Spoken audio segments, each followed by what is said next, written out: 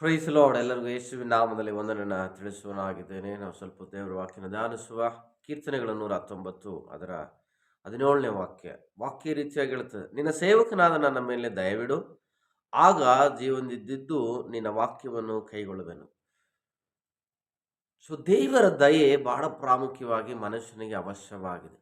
So ಅನೇಕ ಸಾರಿ ನಾವು ದೇವರ ದಯವನ್ನು ಅನೇಕ ಸಾರಿ ನಾವು ಆಸೆ ಪಡೋದಿಲ್ಲ. ದೇವರ ದಯೆ, ದೇವರ ಕರುಣೆ ನನಗೆ ನಮ್ಮ ಜೀವನಕ್ಕೆ ಬಹಳ ಪ್ರಾಮುಖ್ಯವಾಗಿ ಬೇಕಾಗಿದೆ.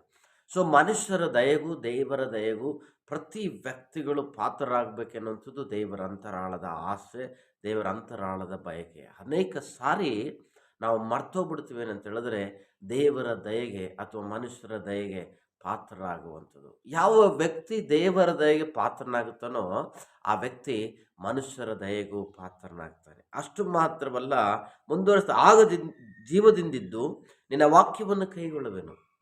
ಸೊ ಯಾವಾಗ ದೇವರ ದಯೆ ನಿನ್ನ ಮೇಲೆ ಉಂಟಾಗುತ್ತೆ, ನಿನ್ನ ಬಲಹೀನತೆಯಲ್ಲಿ, ನಿನ್ನ ಕಷ್ಟದಲ್ಲಿ, ನಿನ್ನ ರೋಗದಲ್ಲಿ, ನಿನ್ನ ಮರಣಕರವಾಗಿರುವಂಥ ವ್ಯಾಧಿಗಳಲ್ಲಿ ನೀನು ದೇವರ ದಯೆಗೆ ಪಾತ್ರನಾಗಿದ್ದು ಆ ಮರಣದ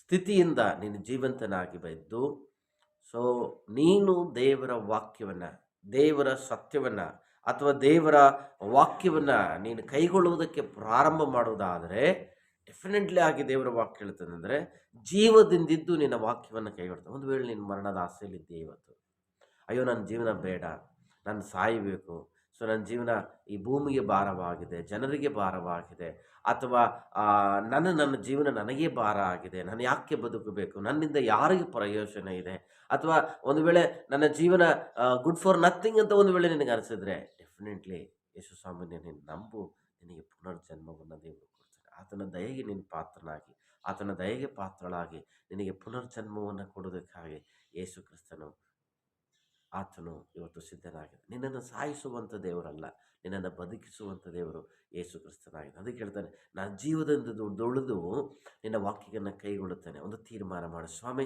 ಇಷ್ಟು ವರ್ಷ ನಿನ್ನ ವಾಕ್ಯಗಳನ್ನು ಓದಲಿಲ್ಲ, ಇಷ್ಟು ವರ್ಷ ನಾನು ನಿನ್ನ ವಾಕ್ಯವನ್ನು ಕೇಳಲಿಲ್ಲ, ಇಷ್ಟು ವರ್ಷ ನಾನು ಪ್ರಾರ್ಥನೆ ಮಾಡಲ್ಲ, ಇನ್ನು ಮೇಲೆ ನಾನು ಪ್ರಾರ್ಥಿಸ್ತೇನೆ, ನಿನ್ನ ವಾಕ್ಯವನ್ನು ಕೈಗೊಂಡು ನಡಿತೇನೆ, ನಿನ್ನ ವಾಕ್ಯವನ್ನು ಕೇಳುತ್ತೇನೆ, ಅದರ ಪ್ರಕಾರ ನಾನು ಜೀವಿಸ್ತೇನೆ, ನಾನು ಕೈಗೊಂಡು ನಡಿತೇನೆ ಎಂಬುದನ್ನು ತೀರ್ಮಾನ ಮಾಡಿದ್ರೆ ಡೆಫಿನೆಟ್ಲಿ ದೇವರು ನಿನಗೆ ಪುನರ್ಜನ್ಮ ಕೊಡ್ತಾರೆ. ಆತ್ಮಿಕವಾಗಿಯೂ, ಆರ್ಥಿಕವಾಗಿಯೂ, ಮಾನಸಿಕವಾಗಿಯೂ, ಶಾರೀರಿಕವಾಗಿಯೂ, ಸಾಮಾಜಿಕವಾಗಿಯೂ ಯೇಸು ಕ್ರಿಸ್ತ ನಿನಗೆ ಪುನರ್ಜನ್ಮವನ್ನು ಕೊಟ್ಟು ಈ ಭೂಮಿ ಮೇಲೆ ನಿನಗೆ ಆಶೀರ್ವಾದವಾಗಿ ನಿಲ್ಲಿಸೋದಕ್ಕೆ ಶಕ್ತನಾಗಿದ್ದಾನೆ. ಯಾಕಂದರೆ ಆತ ನಿನಗೋಸ್ಕರ ಸತ್ತಿರುವಂಥ ದೇವರು, ನಿನಗೋಸ್ಕರ ಉಣಲ್ಪಟ್ಟ ದೇವರು, 3ನೇ ದಿವಸದಲ್ಲಿ ಸತ್ತೊಳಗಿಂದ ಎದ್ದು ಬಂದ ದೇವರು ಇವತ್ತು ನಿನ್ನನ್ನು ಸಾಯುವ ಹಂತದಲ್ಲಿರುವಂಥ ನಿನ್ನನ್ನು, ನಿನ್ನ ಕುಟುಂಬವನ್ನು ತಿರುಗಿ ಬದುಕಿಸುವುದಕ್ಕೆ ದೇವರು ಯೇಸು ಕ್ರಿಸ್ತನು ಶಕ್ತನಾಗಿದ್ದಾನೆ. ಆಮೇಲೆ